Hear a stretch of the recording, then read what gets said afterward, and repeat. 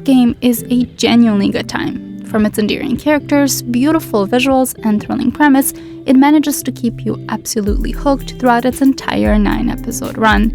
The concept is actually pretty simple. A group of down-on-their-luck contestants compete in a game for prize money that would solve all of their financial problems and change their lives forever. However, stakes are raised once they realize that not finishing a game comes at a much greater price than just a chance to cash out. It's a more permanent elimination. You lose the game, you lose your life. And naturally, the identities of those who run this bloody tournament are kept secret.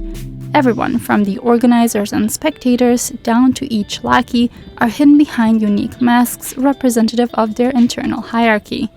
Another thing kept from us and the contestants is the purpose behind something like this even existing in the first place, which shrouds the entire endeavor in a perfect amount of mystery. It's not anything I haven't seen before, but it does have its standout moments. For instance, one detail I thought separated Squid Game from other shows of its kind is that you were more than free to leave if the majority of players voted to stop the game. And yet, when given a chance to re-enter, despite now knowing the harsh consequences of losing, 93% of the group agrees to return. That really speaks to the desperation of these indebted contestants, and episodes are occasionally intercepted to offer a bit more insight on the backstories of a selected few. Their motivations are vastly different, but each as valid as the next, which makes most of the characters easy to root for. And if they aren't, then at the very least you understand them.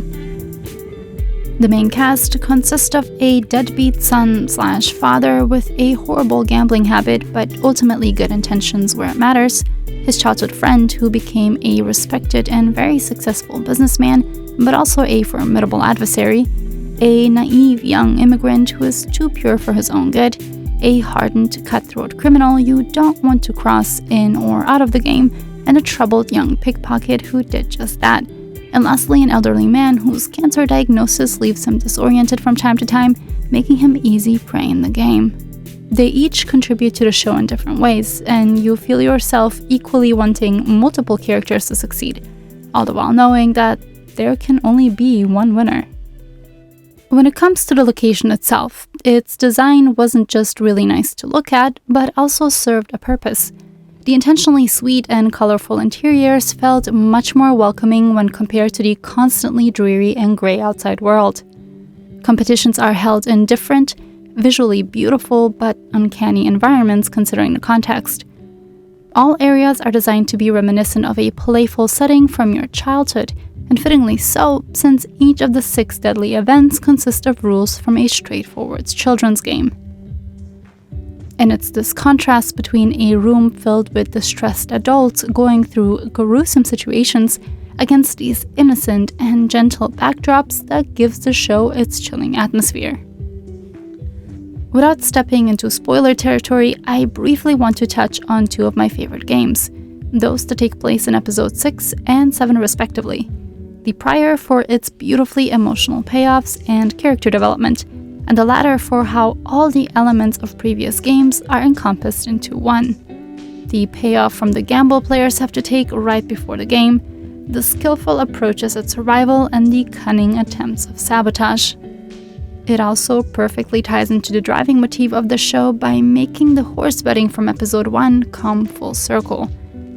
In fact, a lot of the commentary here made me contemplate what I would do in many of these situations, as you watch those around you succumb to their basic animalistic instincts in order to survive. People quite literally become dollar signs, as eliminating someone on or off the field adds more to the overall winnings, adding that additional layer of paranoia and distrust to the place.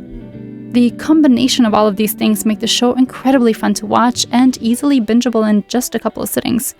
And according to recent reports, Squid Game is surely on its way to become the most watched show on Netflix, and I am beyond excited that South Korean works are finally getting the attention and praise they deserve. I've always had a huge love and appreciation for South Korean cinema, but this was my first experience with the genre on the small screen, and I'm happy to say that it surely delivered in this area as well. In summary, Squid Game is a beautiful looking show that has good pacing, a mysterious, engaging plot, great acting portraying characters you care about, engaging action, and plenty of moral conundrums. With that being said, although I thoroughly enjoyed the show, personally I would not advocate for a season 2. The story left itself open to continue, and considering its massive popularity, it probably will. And if it does, I will most certainly watch it. However, from what I understand about Korean shows is that they typically wrap their storylines up in a neat bow and don't tend to drag them out into future seasons. And I very much respect that, considering some of my favorite American shows were ruined due to them unfortunately overstaying their welcome. But maybe I just got burned one too many times, and this is the cynic in me trying to selfishly preserve something I really enjoyed. Either way, with Korean shows now prominently on my radar, I know what I will be doing next, rigorously searching for the next one I can dive into.